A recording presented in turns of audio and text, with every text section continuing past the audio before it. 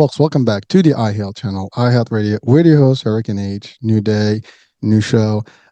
This topic is probably the foundation of a lot of the discussions that we've had for the last 4 years, and we're gonna have for the next existence of this particular channel and radio. And that is, really how our healthcare is administered and the policy that goes around it. And we do know that we're in the States. It's pretty interesting how it all works. And I've had one show, as a matter of fact, one of my first shows with a guest was US healthcare versus Canada healthcare. And we've talked quite a bit there. So with me today, I have someone who has spent quite a bit of time in really developing policy and healthcare specific policy in different areas, being an executive in the healthcare, and really has tremendous knowledge. Now, he is now doing a little bit more of retirement and semi-retirement, doing writing novels and things like that. But he is definitely someone of great knowledge and expertise that can bring us closer to how this whole thing works. Because healthcare is not easy to understand, period and out, and in the States more than anything else. But and we can talk about all this during the show. So with me, I have Greg Vigdor. Greg, welcome to the show. Thanks for having me on. I love your show and really honored to be on it. Well, the honor is mine. I mean, you got a pretty substantial and extensive, history and background and a lot of work you've done. I mean, again, I know for a fact, because I work in the healthcare myself and the payer side, but I've also been in insurance space. Typically, all these insurance companies are somewhat sponsored by healthcare systems. So I've been in that place where we are meeting with our counterparts from the hospital systems and all these things, and some of the folks that go to lobby in DC or in our case in New York State, Albany. And so it's not an easy job. Whatever your roles that you've gone through, they're very big. There has a huge responsibility there, and if you do it in a certain way, you can make an impact in how people get their care. So before we go into the deep dive in the healthcare system, the good, the bad, the ugly, and, and do comparisons and talk about that, let's talk about just you, Greg Vigdor's experience to bring it to our audiences. Sure. I've been really fortunate that I've been able to get involved in a lot of really fun and meaningful roles in healthcare. But I'd say the beginning of it was I was sort of born into it, where my mom was a nurse and my dad was a dietitian at a hospital in Hartford, Connecticut. And so when I was 5 years old, I was volunteering in the cafeteria serving holiday meals to staff. And so I just grew up around a hospital and started working in it during college years. And after college, started working as a storeroom supervisor of all things. And from that, took the odd step without any clinical background to became a nursing administrator responsible for budget and supplies and things like that. But the beginning of my real ambitions to do something was really that job, because they gave me a beeper and I was the one they would call up when things would go wrong. And so I spent much of my day going around the hospital talking to these really bright, talented, committed people that were trying to do the right thing. And then every hour my beeper was going off with one after another, just crazy problem. And I kept going like, how could those people produce these results? And so I started digging and asking questions around the hospital, and I learned more and more about some of the dysfunction of American healthcare. Sort of drove me to learn more, and I learned some of this had to do with policy out of Washington, D.C. So I ended up going to school in D.C., ended up getting a job working on Capitol Hill for a law firm, doing lobbying around health legislation, regulation, really started to learn that. And it was another one of those. It was the people maybe weren't as wonderful. They were great people, but things were really screwy in terms of policy. And I started to learn that there was a reason for the madness. And then the rest of my career became trying to find positions where you could do something about it, both in the policy arenas in Congress, but in a number of different states where I worked, Washington State, Arizona, New Mexico. But it was really about also trying to find a way to help people grasp what the system that they were so frustrated in dealing with. So for me, my favorite position in healthcare was as the founder and the CEO of the Washington Health Foundation, where our mission was to improve the health of the people of Washington. And it became more of a national thing as well. But it was about how do you actually reach out to people, not just change policy, but give them advice about how to engage in more prevention and many of the other themes I know you talk about a lot in your show. Was fortunate to get a job after that in Arizona, working for the State Hospital Association. I was the CEO and got engaged in a lot of the healthcare reform wars, including the Affordable Care Act, Obamacare, and some of the efforts to repeal it or to get it to spread to more Medicaid beneficiaries. So, one after another, I've had all these fabulous experiences, and I have nothing but respect for almost everybody I've dealt with in the healthcare system. But still, even now that I'm semi retired, I look back at my career and say, proud of what I did, but we never really fundamentally changed it. It's still a system needing some bigger solutions. And that's where my novel writing has come in, trying to communicate to people the problems in the healthcare system, but wrapping it up into entertainment, entertaining medical detective stories that tell these lessons of health policy for people who might not want to listen to your show. I know there's only a couple out there, but people who are less likely to engage in the dry details of health policy and more just want a simple understanding of why things are so screwy and why it doesn't work for them the way they think it should work when they need it. It is quite a bit there, so we got to go deep dive now. Well, first of all, I had to mute my thing because I wanted to crack up a little bit when you mentioned beepers. We go way back with beepers, right? So there's probably someone right now like, what the hell is a beeper, right? Well, they still have them in hospitals, but these little devices where someone sends you a text message. Well, before the text, it was just a number, call back. But it's funny because when you said that, it's like it took me back like 30 plus years and it's amazing. But it is in the hospital system. Doctors use them. It's very easy to dispatch someone, and get somebody's attention. That's I right. mean, including even we have all these smartphones now. The beepers are still a good gadget to have. When you want to just notify somebody, hey, I need you, and That's right. 911. But But so it it's does say a lot that in hospitals, the only other place where you find fax machines in use too. And all the younger people that came to work with me go, "What's a fax machine?" That's you throw away the paper, you dial a number, and then the paper goes, across the room, right? but it's amazing. Well, so we can talk about that. I mean, just like why is it that the technology is not catching up in Right. systems, that do have some funding, I guess, too. And we can talk about that because many people may sometimes think that the hospitals, charging a lot and stuff. And I know there's business, there's profitability, there's all kind of things that happen in this healthcare system, and there's money. We're a capitalist, nation, so you got to make money, but you can't run without the money. And we always hear this. Well, the hospital beds have to be filled in order for a hospital system to make it, and so on and so forth. I mean, I'm an insurer, so we look at these things, right? So, Right. but the fact of the matter is, there's a lot of stuff that goes behind, the scenes in terms of like how this whole thing is actually funded and so on and so forth. As you said, you're talking about the Obamacare or the ACA. So I mean, there's quite a bit things that are happening that most of us may not know. I mean, we hear what we hear on the news.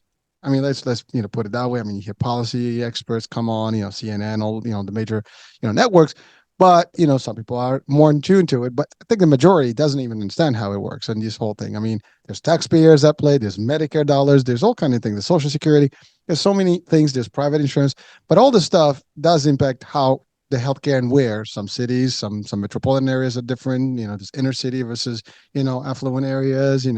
Suburbs, and by the way, states also vary depends on how they do things. Yes, So it greatly. changes. I can tell you one thing. I was involved in some level of policy changes in New York, and it was at the level of when Child Health Plus, which is the CHIP program, Hmm. which is National Children's Health Insurance Programs, that they have. In New York, we were part of the demonstration, project for Medicaid managed care. And this was like in the 80s and early 90s. I was one of the first people that got involved in that in those industry in the industry there. And I think it was 99. We were involved in the some of the changes that were done in New York State and the growing up healthy, which was becoming more of like a family package and things like that on the Medicaid side. So we were involved in some of those things and meetings and strategy and how it gets deployed to people in terms of policy, in terms of administration and insurance packages and things. That's the best that I can tell you from that. And that was not a picnic. It was very difficult. And Yes. there's quite a bit of lobbying that gets in place, and then you have multi agencies that get involved in this.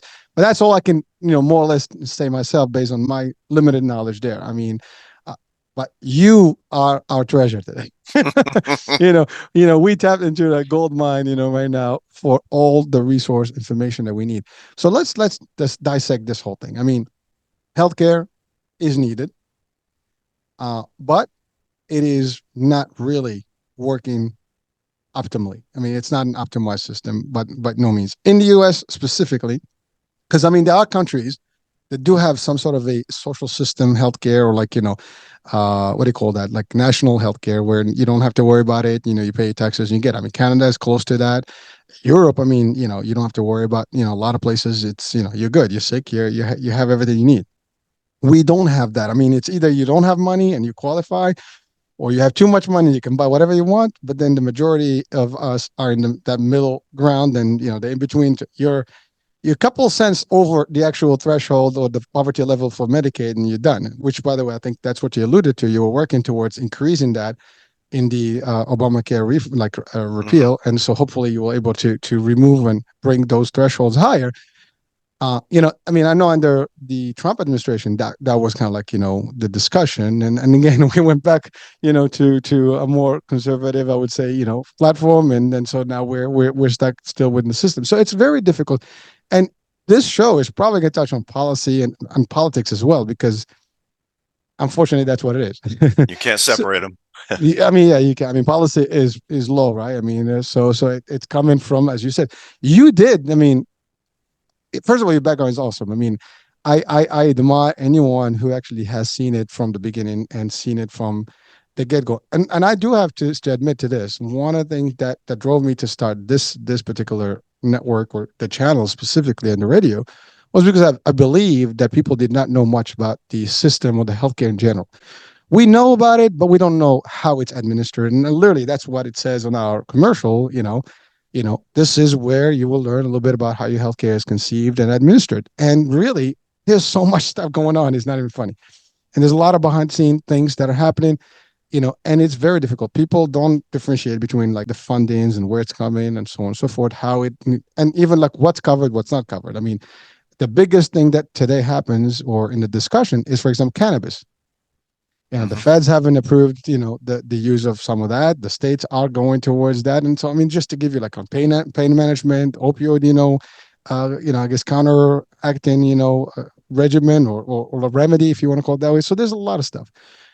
So let's talk about, your first when you became, the CEO and of the association, the foundation, right? Let me just Washington Health Foundation, yeah. You were there in Washington. You saw things, and you didn't like what happened and what was going on. So before we go into like what made you create a foundation, how, so let's talk about some of the things that you've observed that were not really up to par, that were not making sense, where you took the stand to, I'm going to make a difference. Let's do this. And by the way, thank you for doing that, because I think everybody that's watching and listening, we have to do something about things, and not everybody gets a chance to make that change or the difference. You had the ability to do that, and you still do it in the form now of novel and investigative stories and things Right. like that, as you mentioned. So let's go back to like what is wrong in that picture in DC, because what we hear now. Let's be clear. Whatever we hear in CNN, that's great, and we get the best experts there. And I'm not even gonna touch that, because they're powerful enough in terms of like how they get their candidates that they bring on the shows. But they're selected. They have a certain, I guess, direction to present when they do. Today we have none of that. We can go anywhere. So Right. Greg, you have the freedom to take us left or right. We just want to hear how it works, because people need to know what's going on. That's all. Okay. Let me give you a fast frame of that, and I'll even back it up a bit historically because I think it helps to understand it, to look back in time and see how it developed. Because we have, even international, we have a uniquely screwy system. Just about every country has some form of a national health policy that embraces everyone in some form or another. And ours, almost uniquely across the industrialized world, doesn't. So a lot of people are left out, and it's that being left out and having to operate on in the margins of a very fragmented system is what creates all these byproducts of confusion and political controversy. So it's just very hard, and it's complex, and it's really hard to move it. And it's a complex engagement too, given the types of things that can happen medically for people and the complexities of life itself. But let me just sort of back it up just to give you a sense of how I approached this when I really got into this. Said, I just need to understand this more. It's so screwy. And so I looked historically at it. And if you go back 125 years ago, healthcare really wasn't a good thing. If you got sick, if you went to the hospital, it was largely to die. And you might die from being in the hospital, not from what you went in there for, because we didn't know very much about how to do healthcare in a positive way. We're kind of technologically behind. Everybody in the world was. And what happened was the discovery of many new things by scientists. The germ theory of disease would be a great example. We learned that germs are the cause of disease, not these things they used to call miasmas. And so if you're talking about trying to keep people healthy or get people healthy, the last thing you want to do is bring them in and have germs overrun the facility where you're trying to treat them. And suddenly, if you incorporated industrial hygiene essentially into those facilities, you could actually start doing good for people. Similarly, imagine anesthesia, where again, not that long ago, our forebears, if you got sick, there's only so much you could do because there was no way to knock people out to really treat them with surgical interventions or anything. They actually did. They'd have to tie them down on the table. It was gruesome, and very few people Mm. survived the procedures. But suddenly you could knock people out and you could all start doing all sorts of things. Well, these technological things developed not just in America, but around the world. And they really took flight actually during the World War I and World War II, where some battlefield implications became really important for understanding those technologies. Long story short, World War II is ending. Healthcare actually became a good thing, that there are all these things we could do to actually treat people and make them better. And in the United States in particular, we went all in on trying to figure out how we could spread that good to our population. The rest of the world had been devastated by the world wars, had almost no resources. So we almost uniquely said, we're going all in what I call the age of more. More hospitals, more health insurance, more practitioners, more, just to try to get it out there because we saw it in a different way. And we did that, and some of the initial ways we did that were ones that really didn't have any restriction on the cost element of it. The cost factors of this were completely underestimated, and the incentives were in some cases almost backwards in terms of what we look at now in terms of trying to save costs. And so the system just took off on steroids in terms of cost and growth. And then there were a whole, I'm simplifying a lot of history here, there are a lot of ways, attempts to try to somehow get it under control. And these would go through political waves in DC, or sometimes they would be driven by democratic, more liberal thinking, government involved. Other times, though, the Republicans would be in charge and they would be approaching it from a market perspective. And what happened over a 40-year period of time was layers upon layers upon layers of these different solutions would get put in and usually wouldn't come out. So the overall system got more and more and more complicated. And in many cases, the policies were in conflict. And this is when people really started to lose any ability to even understand what to do. This kind of all started to blow up around the 1990s, where people were looking and going like, this is really at a new stage. The best stat I can give you to understand this is when I started my career, healthcare as a percentage of the economy, expressed as then they called the gross national product, was 8%. So 8% of the economy is going to healthcare, and it had been rising dramatically over the past decade before then. And what the talk was that if ever got to 10%, that would be this crisis in terms of our nation, because that was just too much money. Well, we are now at 20% and shooting beyond that. And that's of the overall economy. So you get a sense of the scale of the problem. And but there were also other problems around the quality, the access, the relative benefit of the care we got. As we were spending all this money, our actual national health rankings across the world were horrible. One study put it at like number 37 in the world, with us spending a third more than any other industrialized nation in the world and double most nations. So there's just this horrible problem in terms of what's coming in and what's going out and the benefits to people, which sort of led to this age of looking for bigger answers, healthcare reform. President Clinton was the one that started this, and it ended horribly politically for him and his plan. And then there would be waves of this with other politicians trying to do it. And it really just never got traction until, surprisingly, President Obama took it on, largely because it couldn't be ignored because of the impact on the federal government of the budgetary implications of this. That you couldn't somehow get the federal budget under control unless you got the costs of Medicare and Medicaid and many other health programs as part of the solution. So it really became an effort to try to find a bigger way to tackle this problem. And that became the Affordable Care Act and Obamacare, which had its good features and its bad features. That's sort of a separate conversation, and sort of helped some, but didn't really solve the fundamental problem. It didn't bring everybody into the healthcare system. It brought a lot more people in, but it also had things that it didn't do in terms of really carrying through on some initial investments and things like prevention, types of things that you've talked about on your show. So we continue to have this problem with American healthcare. I think is best expressed in terms of diagnosing it, in that the patient and people really aren't the center of healthcare. It's really all the parts of the system that are, and that's really not the way to run the ship if you're trying to produce health and better healthcare. So really in the struggle to try to figure out a way to redefine how it is we get patients and people in the middle of this system. So it's really benefiting them and not this self-perpetuating, complicated, contradictory system that we've built that is massive and expensive, maybe more than any other enterprise in the history of the world. Listen to you, and I guess everybody that's watching or listening, like, oh my God. I mean, you know, uh, it's really just hearing you. It's, as you said, it's too much going on over multiple years.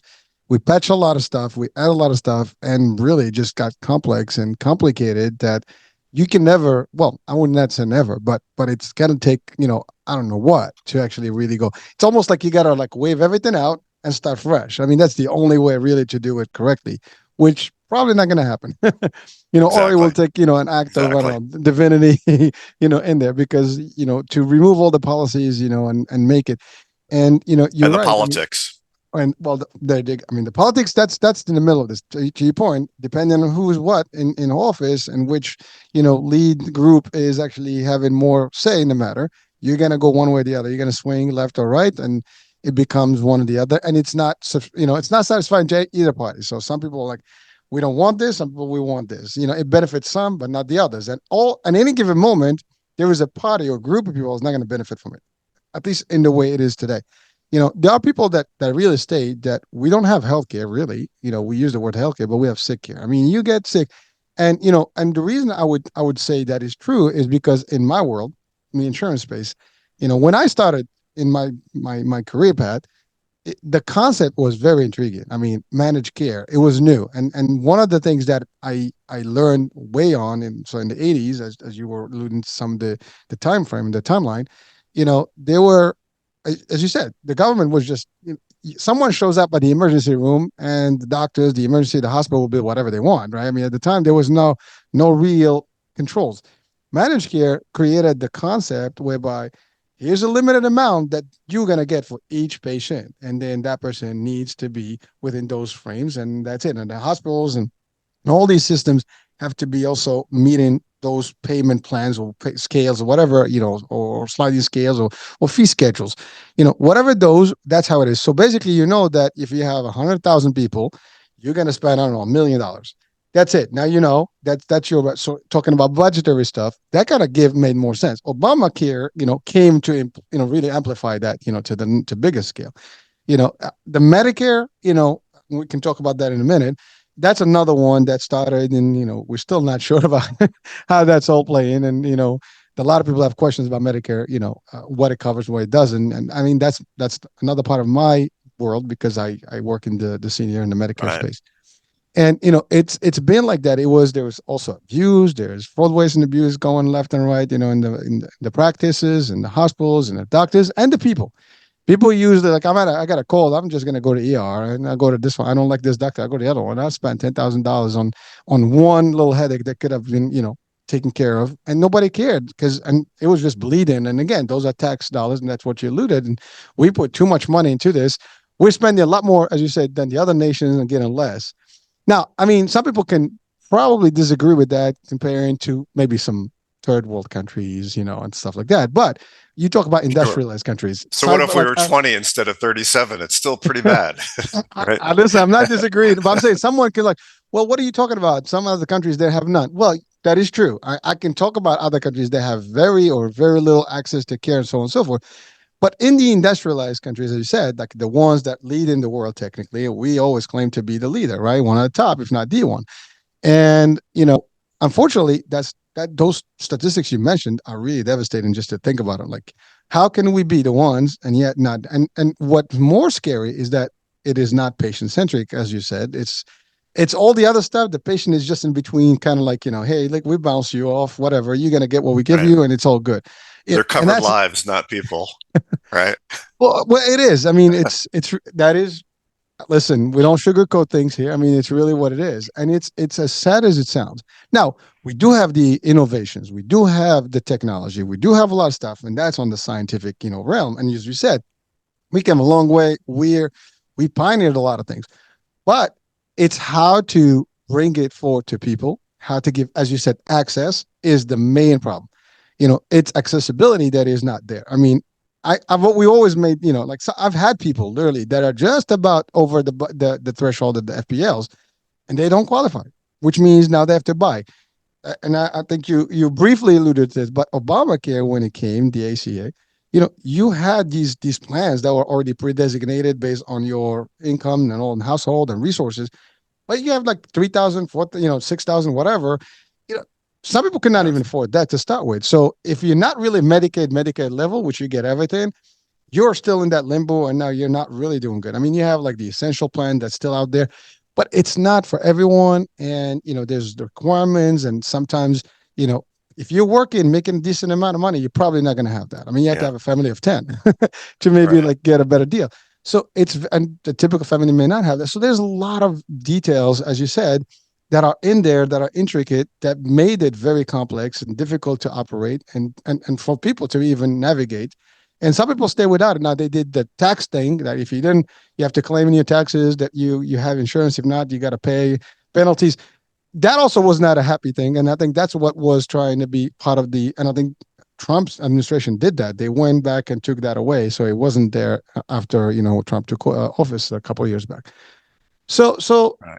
thank you for at least sharing with us a little bit of the history and things like that.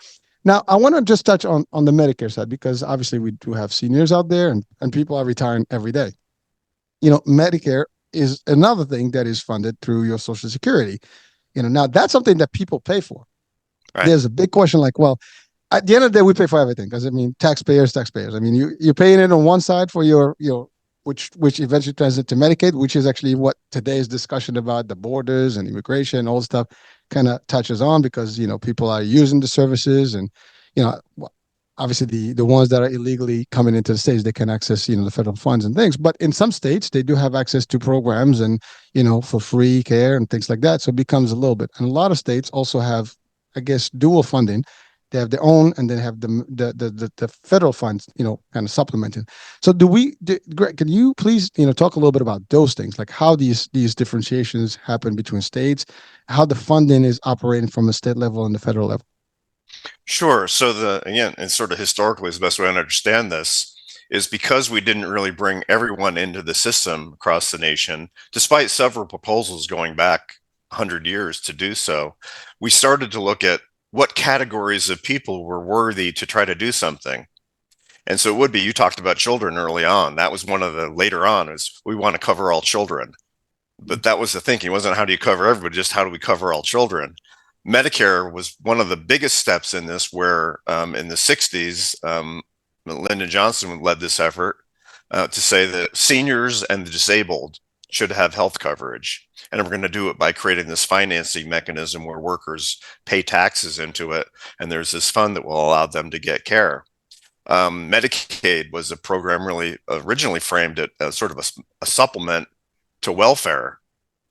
Again, there's all these programs around that are really just targeting sort of needy groups of people defined, but not everybody. And that's kind of where you get to those gaps of access. So, well, suddenly you find yourself just outside that group because of income or what other circumstances there might be. So that becomes a fundamental matter of unfairness when people look across, even before you get to how these programs operate differently.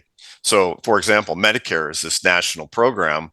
Medicaid is a program of 50 different state experiments in how to do this.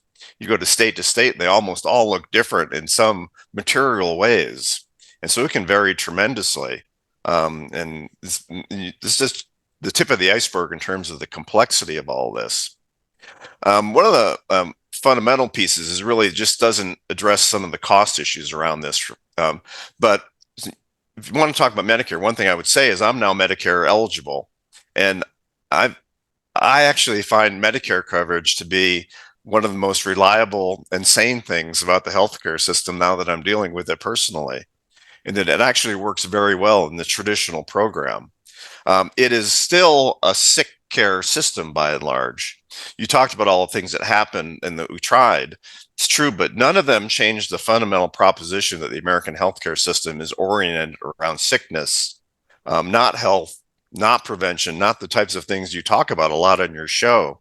And in order to get to that, we have to actually change policy, but we also have to change the way people are engaged in this. But on the social policy side of this, the easiest way to make that case is if we really want to invest in people's health, what we know, the science of this is called the social determinants of health.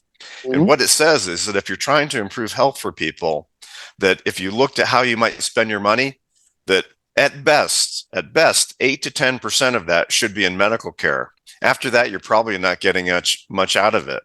That really, if you want to start really creating health, you want to start to invest in nutrition and housing and equities around income and the economy. Just a whole host of issues, environmental factors, and importantly, how people behave themselves in terms of their own health. And that's, as you said, building this up anew. That's what you would do. You would actually start looking at a totally different investment pattern than what has built up over time in the United States, where instead of that being 8 to 10%, it's, I don't know what the equivalent number really is, but it's probably like 50%, where we're just spending money, all sorts of money. And that's partly why we don't get the efficiency gains. The classic case being you can treat somebody and by amputating their foot, but wouldn't it be better if you actually diagnosed their diabetes and got it under control before you got to that step, right? And just imagine the difference in cost between getting somebody's diabetes under control or preventing it even better than amputating a foot. Just stretch that over thousands and thousands of other examples. Well, so that's a big issue because now we can go into the technicalities, right? And the Right. technicalities there. So this is going to be a kind of one of those vicious circles, right? I mean, you have politicians and you have policy. They're the ones who write policy, right? Fight it, whatever, but they all have funded. Let's call it for what it is. You got lobbying, Big time. big entities, pharma, I mean, all these big groups. And in the healthcare, pharma is one of the bigger ones. And you got all these things that are like money driven, or profit driven, I would say, entities that kind of push a little bit where the decision goes. Now, More than you a little talk. bit, a lot.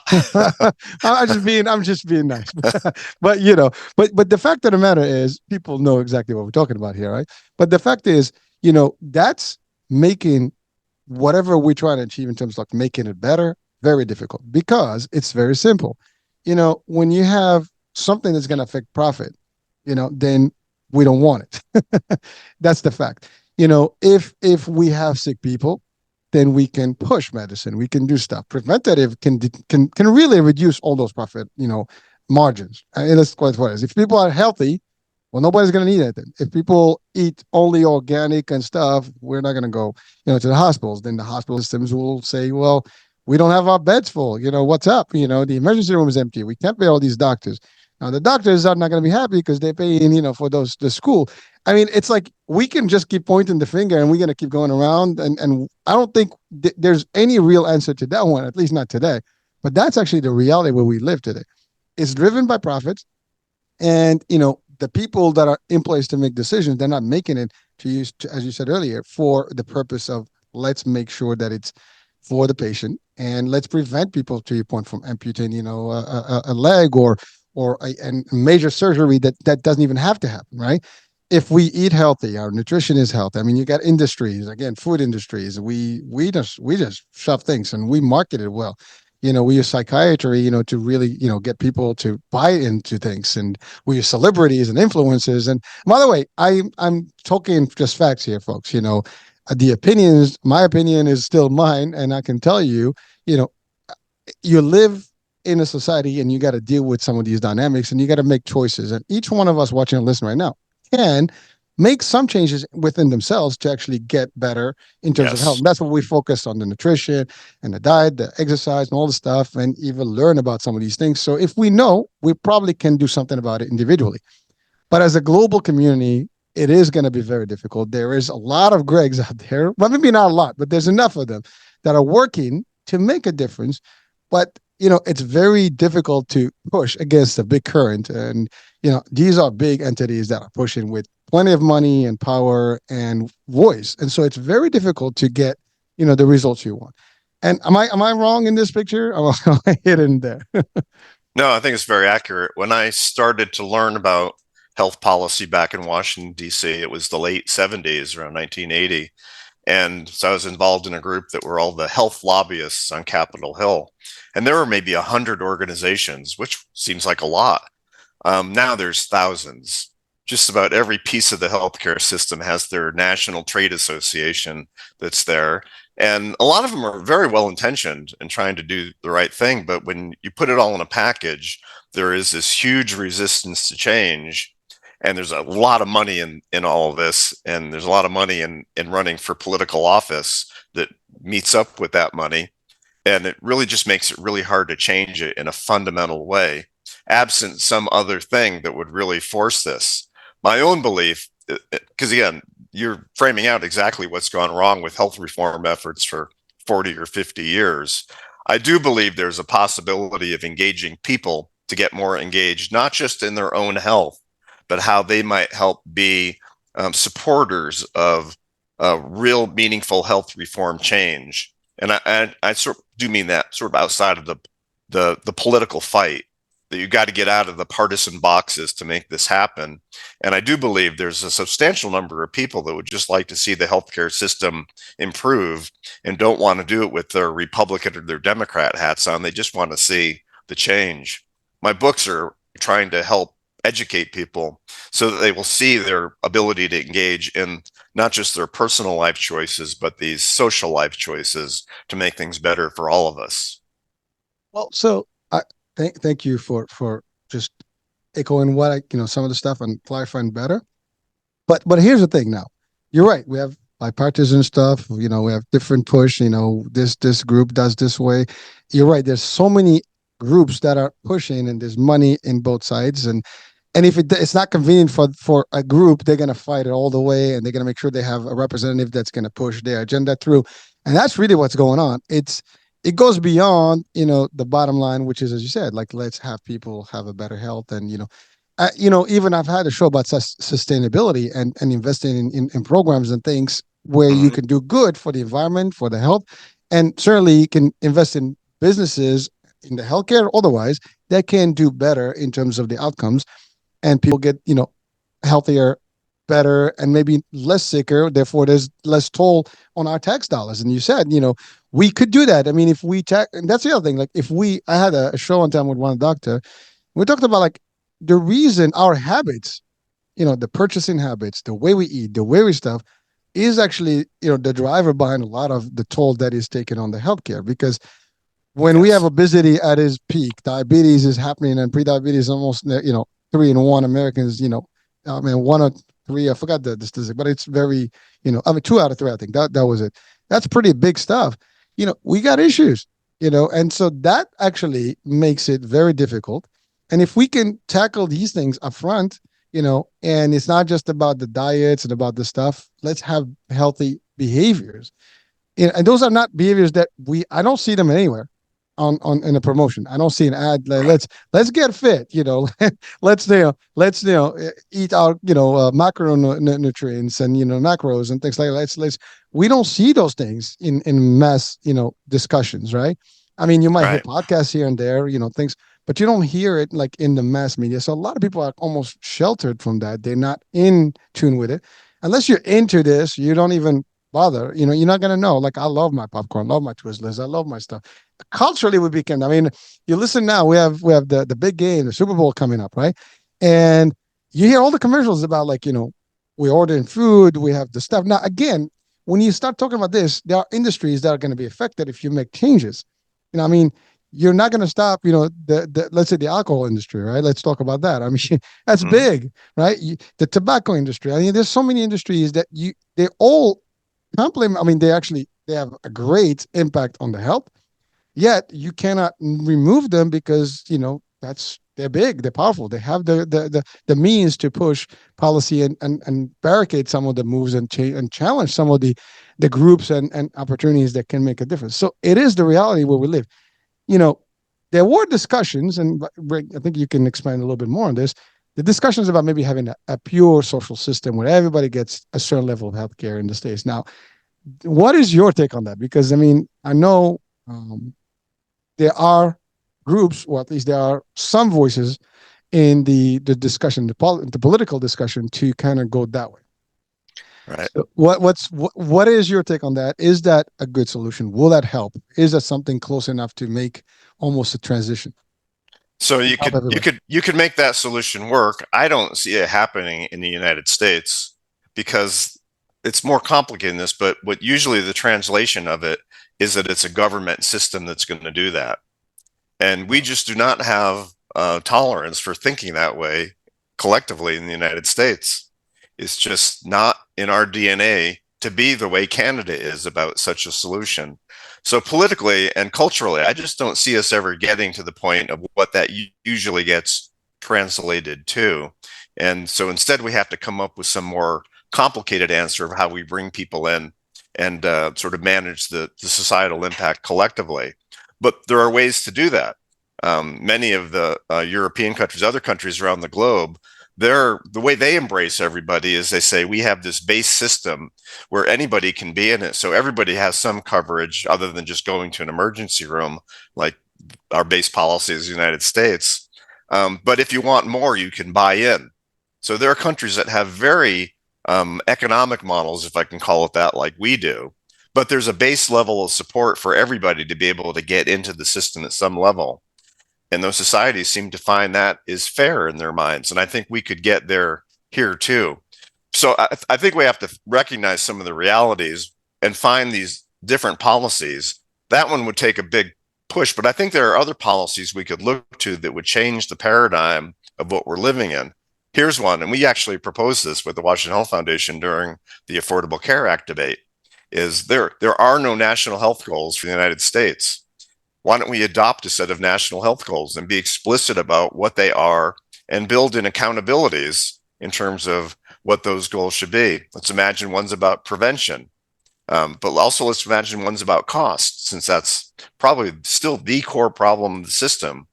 What if you said that the national health goals, the costs are not going to increase more than, pick a number, 3% a year? And if it does, then somehow we're going to figure out how we make sure it doesn't. Clawbacks, whatever you have to do. It's different than what you were talking about, which is the takeaways from existing groups, which are going to be very hard to do, maybe impossible because of our political system. But if you can come up with innovative ideas that somehow drive a wedge through these things, you can start attacking these problems in a different way.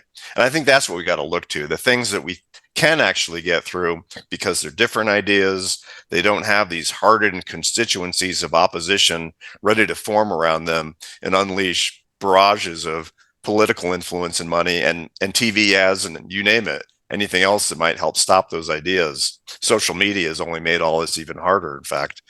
So you have to find these creative ideas. And I think there are some out there that we could really do, as long as the public said, yeah, we like this. That's how it would happen. What you're referring to is already in existence. I mean, it exists. I mean, in the you talked about Medicare, right? Like you being now in the Medicare world, It is. And when you're in managed care, for example, Medicare managed care, CMS dictates a set of rules for the plans and, all these measures to meet in order for you to get, now they have the stars, right? To get a, three, four, like to get to the 5 stars, it's a lot of stuff. Medication adherence, you got to, control the stuff and all these things that are very bad. And so if you can manage people correctly, in their health, you can get better funding or you can actually get a lot more controls in place. Now, Medicare works to your point. You mentioned for our seniors and our disabled, but there was, I think, a proposal to maybe have a national Medicare for everybody concept. I think that's the closest to where it might work for everyone, and then you have the controls, as you said, to set those triggers or those goals. If you meet a certain, target of health that everybody is below, let's take the diabetes, A1Cs, everybody's got to be between, I don't know, 6 and 8, no more. So even if you're diabetic, you're on the borderline. So I'm just saying it can make a difference. The problem, I mean, it sounds easy. I mean, when I say it, it sounds like, it's not a big deal. Well, getting people to actually get into to buy the concept. You said you proposed this because I mean that's what the Obamacare had. I mean it's like it's expanding the Medicaid managed care in general to a larger scale, and just if you can blanket it, it could work. But it's not as simple and as because of, as you said, the parties and everybody is different. I love what you said that we're not a nation that will adopt like, hey, the government takes control of everything, our health. I mean, in essence, they are. I may be dumb, but I mean, isn't that what's happening here? I mean, you don't have control. We don't have control. Somebody does. I mean, one way or the other, if we take the Medicare alone, well, it's subsidized by the government. If you take the Medicaid, that's the state and federal dollars. And in between, it's companies and your own personal funding. So it's difficult to actually even stuff. And that's the other thing. Now, we talk about the majority of people not fall into the Medicaid or the Medicare, and they basically are left either without insurance or by insurance, or even employers kind of subsidizing a percentage of the care and the coverage. And if anybody knows, it's gotten more expensive. More companies are, having, like, I used to pay $1,400 a month to get in a basic policy, for me and my family. And, that was a lot of money. I mean, just to get, certain coverage where you still have deductibles and co-pays and co-insurance and, tiered, drugs and stuff like that. So it is not cheap, to actually have care. Any healthcare. I mean, it's like you said, I'd rather get sick and just go to the ER. Now, here's the other thing that everybody's complaining about is that the cost is expensive. Why? You know, why do we charge the prices we charge here compared, for example, to Europe or other places? An ER is an ER. But we have not, again, here we're going to say, well, the cost of living higher, but the doctors get paid more than some other parts of the world, than nurses, and so on. So we can talk about, the executives that make, and that's where we talk, like we just figure out where the cost is. And we think like we have these heavy folks that are, up the ladder of the corporate, and they're the ones who are making all the bucks. And therefore we need to just price more. How much more can we charge our patients? That's a big question. So what's there? What can you tell us about that? Like, how do we diffuse that, or if it's not even a real thing or a myth? Oh, it's a real thing. Our system is costly, and it used to be that the increases I talked about earlier were felt mostly by government and businesses. Well, they both learned, and most of the cost impact now is being borne by individuals in terms of premiums, copays, things like that. So they're really starting to feel that. And it's just become a bigger and bigger problem to try to figure out how to deal with that. One of the reasons it's so costly is because it's building in the inefficiencies of the system. So somebody who doesn't have health insurance, doesn't take care of themselves, ends up in an emergency room, ends up on a transplant list, let's say, really expensive stuff. Well, there's no mechanism that's paying for that. Where do those costs go? Well, we pay for it. It gets built back into other things. So what hospital bills are and what they really are two different things. And so it is these inefficiencies in the way the system doesn't work at the macro level. But again, that's why I would say we have to find these solutions that break through this more pragmatically and simply. And the example you gave, which was accurate about how we Medicare rules are supposed to drive these behaviors, there's still pretty complicated regulatory concepts that not only do most people not understand it, I'm a healthcare expert. I don't understand half that stuff. when I look at what the plans are saying they're having to comply with. That's not an encouraging sign. So my model is actually much more simple than that in terms of trying to break through and sort of break these adhesions of the way we do it.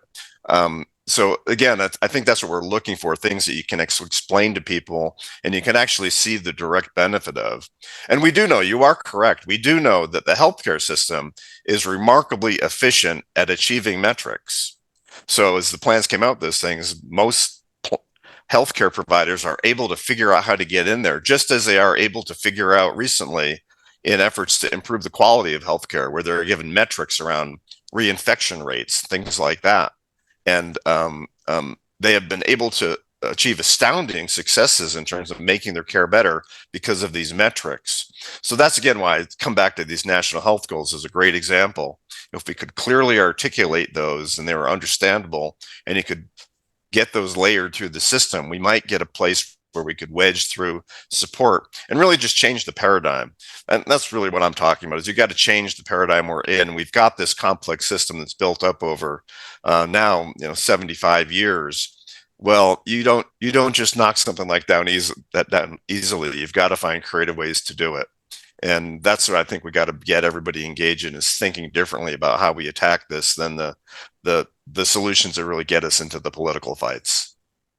I listen. I do love your proposal. I mean, it sounds like we can do it. Technically, it can be achievable. I mean, I know you already have the blueprint for it, and you got all the stuff that's needed. Just you need people to buy into the concept. But so just to bring this closer to our audiences, you are basically proposing a system where there is a national goal for health. Now, who is going to administer this national goal? Is that like the government, that's going to say, okay, every state, every group needs to actually meet a certain level of like they have to do the preventative, they have to do this, they have to do that. I mean, how do you envision this, just to break it down in a simple words to our audience? Because I think I got the picture, but just to clarify it, like, because it sounds like it's an ideal thing. I mean, it's not difficult. And I think there is that expression, in unity, there is strength. If we all buy into one Right. concept and we all apply it, it benefits all of us. As a matter of fact, we all going to save some money. We're all going to be healthier. And certainly the government is not going to feel the pain, and the industry is going to still make the money because they'll find another way to actually, kind of work through the system and still benefit from it. They're very creative. So how would you break it down just to our audiences in layman terms? Right. So I try to keep this in simple terms. And my first book is called The Theory of Irv. I describe the history of American health policy, again, simply in the context of an entertaining medical detective story. But I also felt that I needed to lay out exactly some of these ideas for how we might think about change differently. And so one of the elements of it was the national health goal idea, which I tried to keep loose and said, well, Congress will set the goals and they'll be simple goals and there's no more than 10 of them. Maybe better yet would be 5 or just 3. So again, we're talking just a few simple ideas. Well, you're getting to the how do you really create change? So one of my other ideas was, well, how about if we say that the way we finance healthcare in this nation in terms of the federal investment is that we do it through regional budgets. So to get by the states being so locked into their historic ways of doing things is we spread money out to regions of the country that kind of get into these where the states are lumped in differently than they are currently in the way the system works. So you have a change moment. And so somehow these goals, the money layering out or the clawbacks relate to how efficient maybe a region might be versus another region. Similarly, I have one of my ideas as well. We create a national health challenge that everybody can Love it. participate in. And the winners of the challenge get premium money in their region. Right? You sort of get the feel for the idea. It's just let's start playing with the concepts about how money moves, how people behave, and somewhere in there we'll find the magic answer. But it's really more the simplicity of the ideas and trying to find a formula where you can go forward with it instead of the same old tired ways of having this fight that don't really solve the fundamental problem. I mean, it makes sense. I mean, the way you present the solutions. I mean, let's say 50 states, 10 regions, right? Just an Right. example, right? Sure. It's less than 50, right? I mean, so you instead of dealing with 50 entities, you with less, and there's more I guess, normalization on each one, and maybe some will even copy each other. So there's Yep. that, right? So Governors you read having to work with governors in states where they typically don't right now, right? again now we again you cross to the politics. That's always going to be the fun line. I mean, maybe if we the Reds versus the Blues, we have a Super Bowl, right? We Oh, could yikes. I'm not sure that would work. but that's really, I mean, the concept, it works. Like if we put teams together to make it look and work, Right. and then competition, which state is We which love group, competition. yeah, which group is going to do the best outcomes, and therefore they get more funding annually. That could work. I mean, listen, we use that in sales as incentives. We break teams and say the team that's going to deliver XYZ, gets, I don't know, outings, and they get freebies and incentive, gift cards.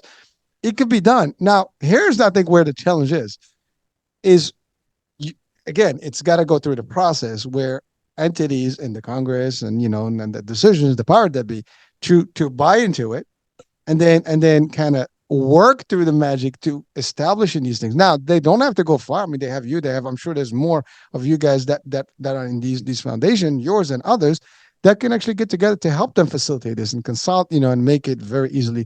And it can be done. I mean, the way you present it right now, I got it, and I'm not very smart. I mean, compared to many other people out there that are a lot more smarter, they can figure out how to do this better and easier. But then you have the concept of it challenges now industries. I think that's really where it's going to be the difficult part, because now when you do this, how does that going to impact our industries? Whether it's the food, the diets, the supplements, the pharma, all the other groups, the healthcare. I mean, let's put it this way: if a hospital has zero patients, inpatient, bookings, right? That's like a hotel not having, guests.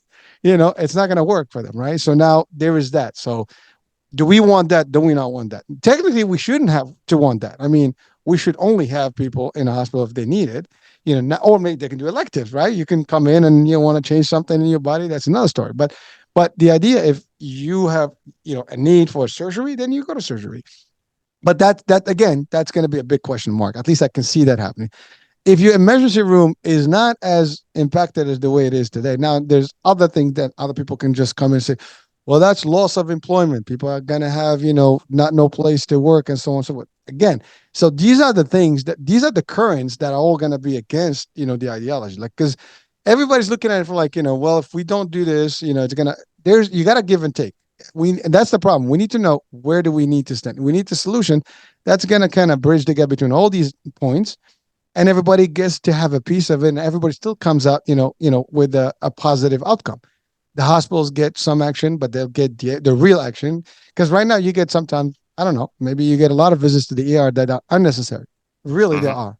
I mean, we know that. I mean, we get Sure. authorizations, regular requests, for an authorization that we look it up and it's like, well, this is what's this for? Or you have excessive request of a lot of things that may not make sense, and that's why you have like all the insurance companies in the managed space, at least. We have the medical teams that review all these things, and they're the ones who make the approvals. Now, a lot of people can criticize that, say, well, my people would not approve this or the other. And trust me, I'm one of those people that would fight too if I don't get something that I think it's needed. But that's the thing, like, it's always going to be like one versus the other. That's the part that's difficult. I think your proposal what it will do immediately is that at least it will reduce the burden, the overall picture. It's going to get less. So we'll be maybe 20% better than we were, maybe 30% better. That's still a better, deal than having, where we are today. That's a good step, and that's the other thing. Every little progress is progress, and it's good progress. But we just want to get there. Now, you are doing this through the books. Are they also any activities that are you doing still with the foundation, or are you completely off the foundation at this point? No, I'm now the volunteer president of it. We've spent most of our money. Um, all the proceeds from my book sales go to the foundation. So if I'm ever successful financially with my books, then we'll have some money to cause some more mischief. But right now, it's mostly communicating messages through my books and getting on shows like this and blogs and otherwise, just communicating about these things. So, So it's but there's other people out there. There's a influencers networks of people out there who believe in change, and you think you're exactly right. Is that it's about how much change can you create in part. hospitals are not going away. People will continue to get sick no matter what we do. Pharmaceuticals will continue to be important. In fact, in many cases, are the technological tip of the spear in terms of fundamental possibilities of changing our understanding of life and health and its possibilities. All those things have been real, so it's more, I think, modest in the implications on people. But certainly, if you set it up as one against another, it gets difficult. And but I'd also say that if you look at things that have happened in the world, there are these disruptive moments that really change things dramatically. Like when we used to think the earth was flat and it suddenly became round, right? That was a big deal. Oh, And listen, we, let's not go there. There are people that they can debate that today. So, probably, and we've certainly seen this around the digital age, and right, and, fundamental things. Those of your listeners who believe in climate change, think if you look at that as a social policy question, well, it's going to be disruptive technologies that really change things to get from where we are now to where we need to get to in the future. That's more what I'm talking about, and finding a way that we will do it. There might be some pain in this, but I don't think it's the ultimate win-lose type of pain. It's just trying to repackage what it is we know and what we do well, with getting rid of some of the things that are the problems, like the cost, the access problems, the other deficiencies of the healthcare system. I'm listening to you, and it's funny because I've had multiple discussions before about like a potential solution to the world in terms of all this. I mean, we could.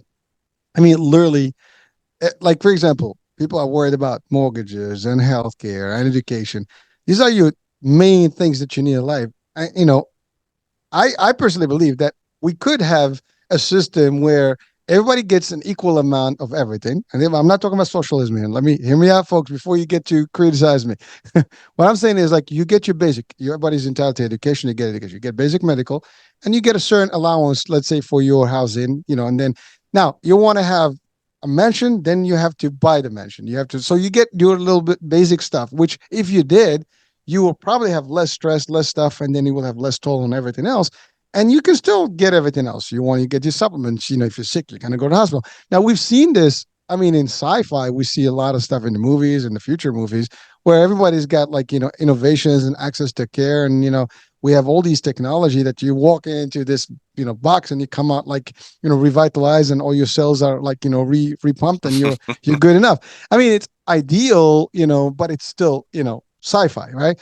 But it's the whole thing is like, can it be done? It can be done. The problem is like as you alluded to multiple times, is that it is still complex and there are too many people involved in the process. Your solution can work if everybody sees it's a win-win. It has to be a win-win for all. I think that's really the key. Because if everybody sees that, well, we can still benefit. I love what you said. The farmer will still benefit. The hospitals will still benefit. Everybody's going to benefit. They just have to tweak. As a matter of fact, you can like you produce an XYZ products, you can produce now ABC products, and these will be a little bit more healthier and you can still make a profit from them equally. So it shouldn't be substituting one for the other, but now getting better outcomes. It can be done, but it sounds idealistic. It sounds like, just utopia stuff, it's not really realistic, but that's where we live. I mean, we want the concept of potentially having a healthier everybody. Listen, it would be nice to have super health. It would be nice to live a healthier life. Now we hear these things all the time. Today we live longer lives, right? But are we living healthier lives with all these, illnesses that we hear about now, even in earlier days? Now we haven't even talked about the mental health. That's another one that's rampant. It's everywhere. I mean, people. I think every one of us, and I think I do believe that every one of us has some level of mental distress because we are impacted with everything between the EMFs to the pollution to the life behind us and around us, right? So it's a difficult world we live in. And again, I don't think uh, gonna get the response immediately, but I think over time, your message, your work that you're putting out there, you and your colleagues, is I think there's super value to it, and people have to listen to it. Maybe there is a movement that can go behind it Right. that can see, and I think even in the industries they can still see the benefit. All it takes is some CEOs in these companies that have a different vision. They have to be visionaries because again, if they take away the profit piece out, I think that's really what it is. If we take the profit out, and then look at everything else and how then we can make the good stuff profitable equally, then that's a win-win. I think that's really where it stands, and that's going to be the hardest part to get, across. Now, ultimately, this is not going to be done in a day or two. I mean, you've worked on this how many months now or years? 40. Holy moly, that's well. I mean, I get it. You started, Yeah. for many years, but not with the books. They're more Right. recent. I'm assuming, That's right? like two. So you got exactly right. That's all I'm trying to do is introduce new thinking into this. And that's one reason I'm doing it through, again, fictional novels that are entertaining. It's not about that I'm creating some campaign to do all this. I'm just trying to interject new understandings about all this, new awareness of the history, new understandings of the possibilities, and understandings of the risk, even to what you said about life expectancy. We've seen tremendous gains in life expectancy over the last 30, 40 years. Right now, it's going in the other direction. So we're at risk of not just not doing as well as we have, but going back to a period in time where we're not living as long as we used to, even while we are on the cusp of medical discoveries that really are suggesting we should, even without the Star Trek types of interventions you mentioned, get much greater gains in human life. So, for example, we're learning all sorts of things right now about metabolic disorders, beyond just diabetes, and things, ways that we might intervene in that to really change our chemical makeups that will be better for our health, not just in terms of longevity, but actual health. Well, don't we want to try to figure out how to take those things to their fruition, stop the decline in life expectancy? If we're going to get there, we're going to have to get there in a different model than we're operating on right now, is my belief. Well, so there is a problem that is going to be very difficult, and there's a couple of things I want to add also something to a solution, a possibility for you as well. But here's the thing. I think the issue here is that sometimes we live in a selfish world, and let me be clear about what that means. You know, so I am a CEO of a company, right? And what do I care about where the world is? I just want to make my profit, right? Mm-hmm. And see, this is the part where I think we need to maybe be different. We don't have to just care about here because here's the thing: everybody, I don't care how much money you have, you're still subject and can be subject to illness and disease, and Absolutely. and real bad ones and bad outcomes. So is it worth it to maybe look at how to make my life better and not just and everybody's life, not just think about all my profits that I make? Because here's the thing: you can make all the profits you want in this world. We know one thing for sure: nobody takes the profits with them when they're sick. And we've seen elements in history of people who are successful, who are billionaires. When they get a sickness and illness, that money doesn't mean anything, right? And I think that's the thing. What's been happening is we are again after the biggest buck, and how much more money we can make, regardless of ethics sometimes or even the outcomes and the impacts that it has. But if everybody looks at themselves, do I want to be sick? I think the other part is that some people are like, well, I can afford healthcare, so I don't care. I mean, I got the best excellent coverage, and but the majority of us don't have that access. That's the thing. Now, on the flip turn to this, since this is an international show, we have places in the world that would love to have what we have because they don't have not even a portion of what we have, right? Right. The access. I mean, at least I can tell there's one thing that I love in our system. And I maybe sound maybe like, like what the hell? But I can tell you, at least you'll go to a hospital, they don't you don't pay first, then you go get service. You get service, then they figure out a way to bill you, and then you can deal with the bill later. Now, that in itself is an actual major differentiator between us and some other places in the world. Because other places in the world, they will literally not take you in to give you care if you don't have, a blank check, not even a check that is an amount. They just said, write a blank check and then we'll discuss, we'll give you a bill later. We'll fill out the numbers. Now, when you have that kind of comparison, we're way better. But again, does that mean that we should take it for what it's worth? No, we can make a difference. And if we take it from me and my family, regardless if let's say I have enough money and I can, but let's think about somebody else. Because even when you have money, it will get sick and you can get sick and there's nothing you can do about it. No money in the world can buy you everything. You might get a little bit of ease, a little bit of extra service. That's all you can get. Doesn't take away the pain. Yeah, maybe you Right. get patches and get plugged in. That's all there is. Again, not a good outcome. Not a good. But if we think about it from that way, like how would I feel? This is always like do unto others as you like to be done unto you, right? Yes. That's the if we use this system, which is, I think we're, in a pretty conservative country, I think to a degree, right? Hmm. We can think about it that way, right? We let's do right by everybody the way we would like to be done right by ourselves. That can change the extra paradigm, to a better place. But people have to buy into that concept and realize, like, we're all perishable, expendable, and we have an expiration date, and we all are human. We all subject to the same disease. A good example: the pandemic didn't differentiate between the rich and the poor, the big guys and the little guys. The socioeconomics didn't really. I mean, maybe to a degree. Some people had access to Hmm. better space, and maybe they didn't have to deal with more people close to them. But there is some different. I mean, there's always some factor of difference. Yes. But the virus didn't see the difference. When it gets someone, it gets someone, and you know what? It took a lot of lives. And if we start thinking about that, maybe as a unit, as a country, as a nation, we can start seeing beyond the differences, beyond the political barriers and Yes. differences and the colors and who is what, and come up to a solution. I mean, and we always about criticizing everybody. Like if you say something, I'm gonna say the opposite. Just by default, we always like to do that. I mean, I don't know why. That's a Hmm. question that's always in my mind. And this is true, you tell someone something like, well, no, it's not gonna work. What gives? Give me a benefit of doubt. Maybe I did some research that you haven't, right? But this is what happens. Like, some people say, well, you're too idealistic. This is not really, this is not real. This is sci-fi that you're talking about. Ain't gonna happen. But at least, you're trying. That's the other thing. Like, folks, you know, the, every one of us, we can make a small difference at any given point. I mean, even by sharing. And like again, the worst case, or the easiest one is like if every one of us can do our part for Yes. ourselves and our family.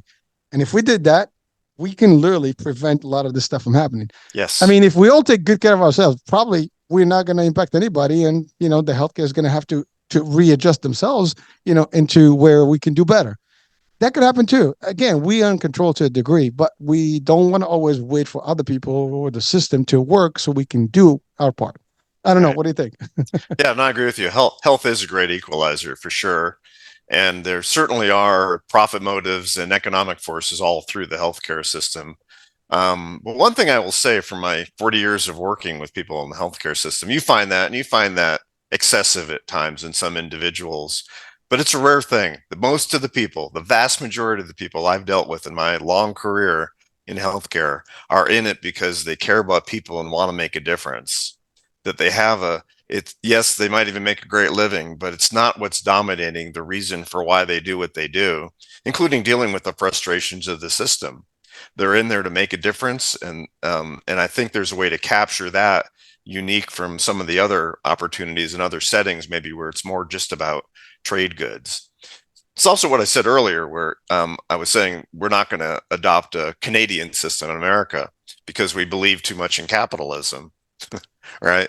I'm saying we have to build on who we are as a people and a nation, and that capitalism is part and parcel of it. So whatever we do has to somehow recognize that reality and not, again, get into these discussions that bring us to the political poles and the fights.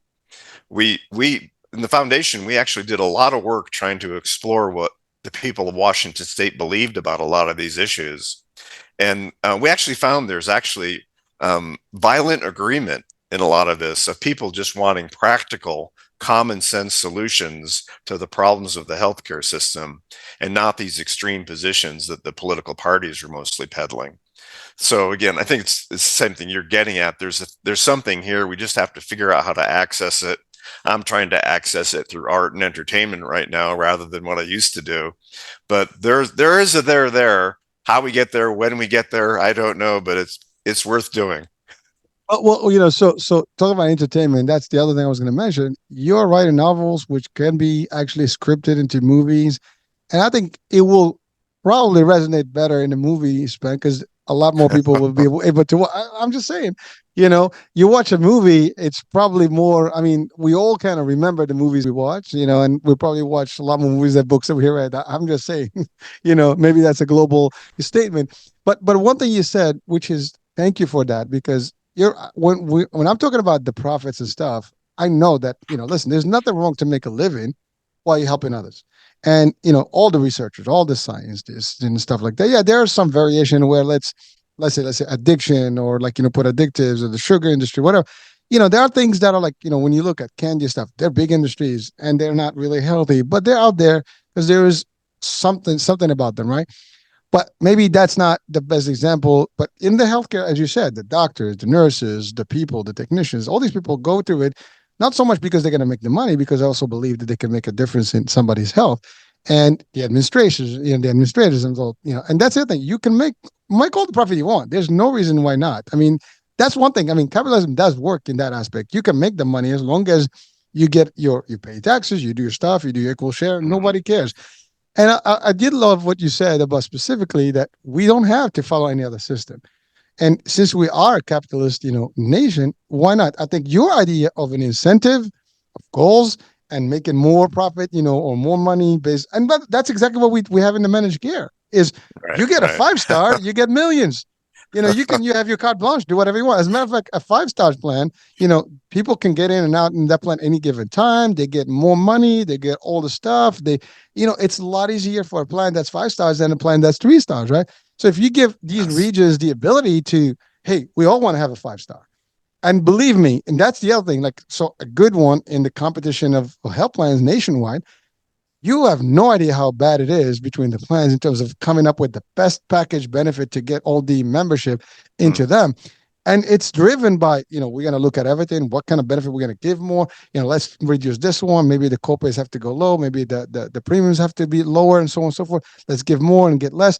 And you manage. And listen, actuaries can make great impact. They know how to make numbers work. You Yes, know, they do. that's their job, right? I mean, so there's a lot of stuff that gets behind the scenes that, and it's applicable today. You take that, you template it across, and you add into, as you said, the format of maybe regions, and you create this nice competition between, like, hey, we're gonna have 10, like every year. There's which region is gonna have the trophy. You know what I mean? I mean, Uh, and 5 stars, 4 stars, or 3 stars. Let's get there. And here's the thing: if you put competition, and I in sales we have this all the time between the sales staff, right? You put a contest, together, everybody goes up to it, and you know what? If everybody wins, we all winning. So I don't mind if everybody hits 120%. that's It's a right. good thing. It's a good problem to have. So why not? Yes, So if yes. we create the competition between and by the way, even at this level, 50 states, let's say we have 50, we can still use the same concept just with the 50 states. Eventually, they'll get maybe, in groups, and just kind of like, put it together in, like, in regions by default, as they see a more value of unity. But even if we did it today in the 50 states, we have 50, systems, and everybody's going to have an actual opportunity to drive. Now, in the business corporate world, we have what we call P&L, profit and loss, right? I mean, everybody that's in a senior position is responsible for P&L. Now, governors have the same, fiduciary responsibility. They have the same level of liability and accountability. So guess what? If you throw in something that incentivizes their pay, their I guess benefits, and all the stuff that attaches to these things, then they're gonna pick the right Department of States, for their states, and they're gonna operate properly, and they're gonna make sure that we get delivery, and that's the thing. That's true in business. See, healthcare is a big business as well. But anyone that is in the leadership role in the business world, this. You attach accountability goals to anybody in your company, and the company flourishes. Same thing here. If we attach all these goals to all the people that are in charge, well, guess what? They will have no choice but making the right moves and changing the dynamics, and hopefully That's they'll right. because I gotta make money if I don't do this. We can't get enough from the Fed or from the central, system if we don't get achieve these goals. That will make a big difference. So your idea is not really difficult to actually comprehend. It's simple. We just need to get the bite. Right, right. Details, details. Listen, I mean, what they go, the devil in the details. What's the expression? I think you know, that's it. that's it, right? But at the end of the day, this whole concept is more to change. It's not really changing the system; it's really upgrading the system. That's how I Yes. look at it. It's really changing it, in a way that it's still, but it's upgraded. It's like you get an iPhone 15 versus, like, living on a 10. That's all we're trying to do. At least that's what I think I'm getting from you. Is like it can be done. We can look at things and how we can optimize the system, the stuff, and get buy-in from everybody else that is involved in the process without, taking away the identities and Right. differences between their Right. parties and political views. That's It right. could The change really things. good things will blossom. The things that are more questionable will start to diminish in importance. Well, listen, wishful thinking is a good thing, and actions speak louder than words. You're doing the action, and I mean, You've dedicated years and years. I mean, 4 decades it's plenty of. It's alive. That many people. Some people haven't even made 40, right? So, it's a pretty good investment of time and energy and money into a cause that I think that's valuable and it can make a difference. Listen, you and I were just small people that just sharing value or at least ideology that can make a difference. That's how Mhm. it is. As you said, the people in the past, you know, before a certain time, everybody was looking like, oh my God, the earth was flat, or, you can't possibly fly. Now we fly all over the place, right? I mean, look at you and I. We're talking right now. You're not here. I'm not here. I mean, now you have that new Apple thing that the visor. I forgot what it's called, That's but right. you can immerse yourself into a reality immediately and just be in a world that is not even That's there. I right. mean, We'll do that next year. I'm thinking about that. But here's the funny thing, like, if I don't like someone, like my wife and I were laughing. It was like somebody said this. He says, now if you don't like your wife or your husband, you just gotta replace their face. Now every day you have a new husband or wife. So you can interchange your partner, Yeah. just visually. So you can enhance your experience. I mean, that's like, but There's imagine definitely a that. movie in that. Oh, there's probably well, there's been movies about that. I think there were a few already.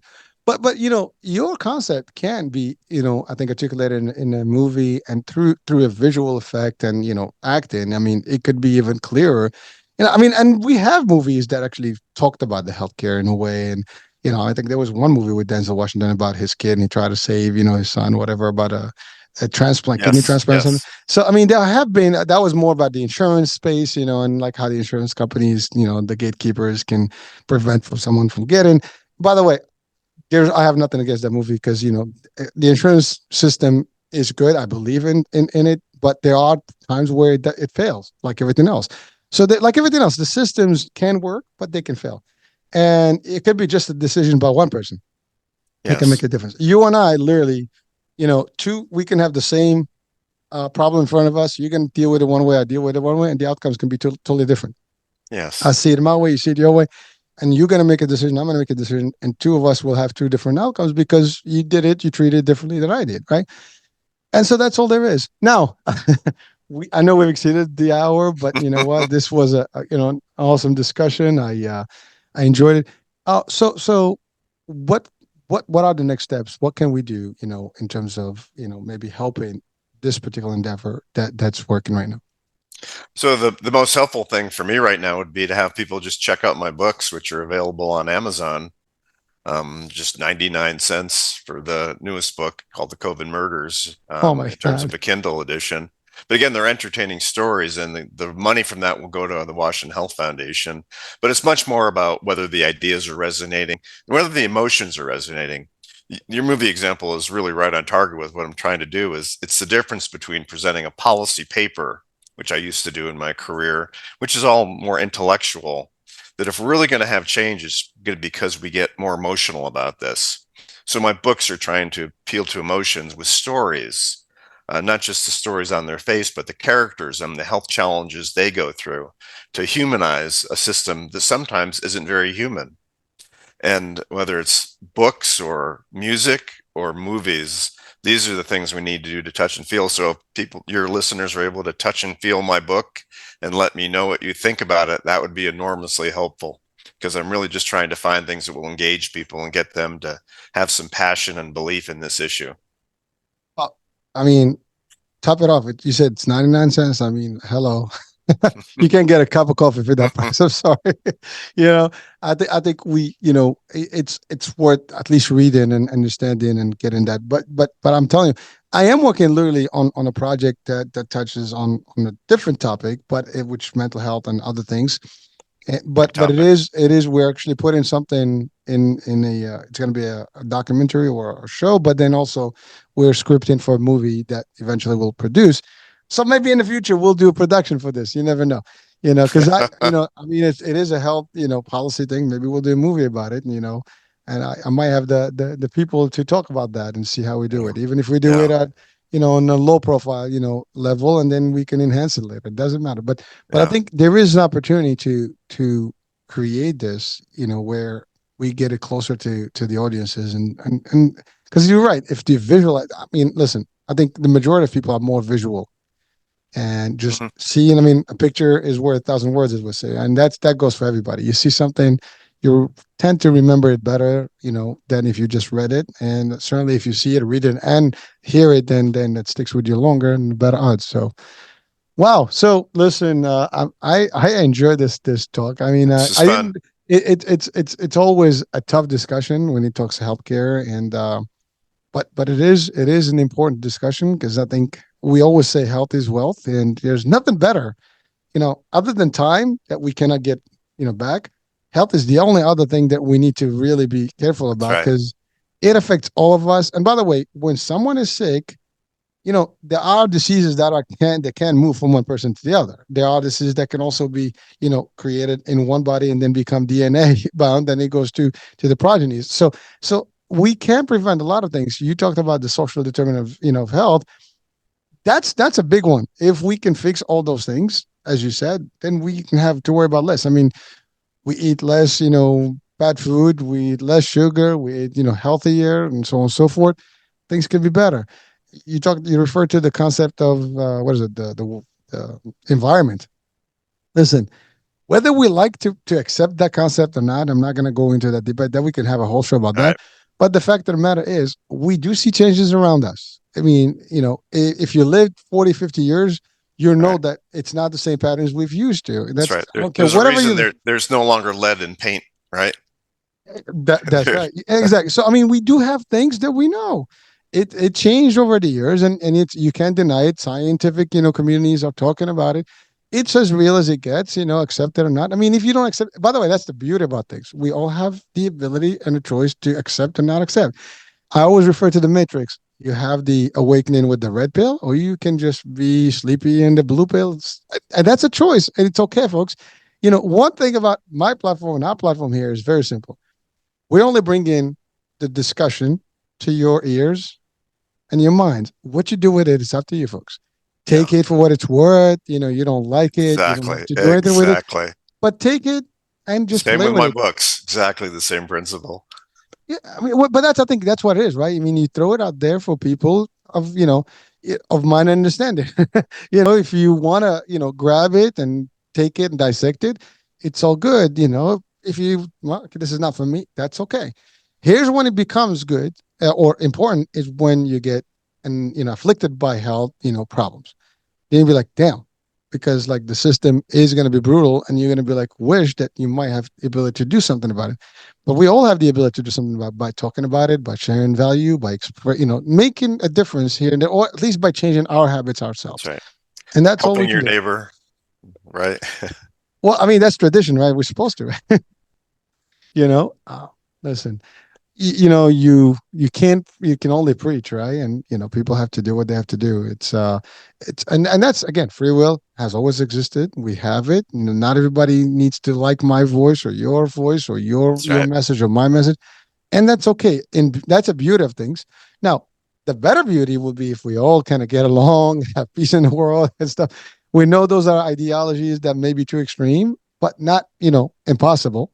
And the same thing here. We can make a difference one day, one call, one talk, one book at a time, and someone eventually will see the value, and we'll get there. I'm always positive and optimistic that things can get better, Yeah, same here. and we just have to keep doing. That's all. So I want And to thank we you. should keep trying for sure. Now, I mean, listen, you're not only trying, you're doing. See, that's the difference. I mean, I'm not a big fan of like I'm going to try to do something.